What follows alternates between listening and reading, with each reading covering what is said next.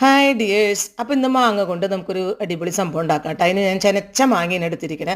അത് മിക്സിയിലിട്ട് അടിച്ചെടുത്ത് അതിൻ്റെ ആ ഇത് നമ്മളൊരു ചെറിയ പാനിൽ തുള്ളി വെളിച്ചെണ്ണ ഒഴിച്ച് നമ്മൾ നന്നായി വഴറ്റിയെടുക്കുക. പഞ്ചസാര ആവശ്യത്തിന് ചേർക്കുക.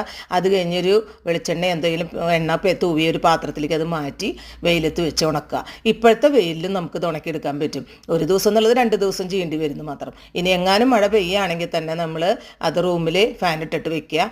അത് കഴിഞ്ഞതിന് ശേഷം 2 ദിവസം കഴിയുമ്പോൾ വീണ്ടും നമ്മൾ പഴുത്ത മാങ്ങയാണ് പിന്നെ ഞാൻ ചെയ്തത്.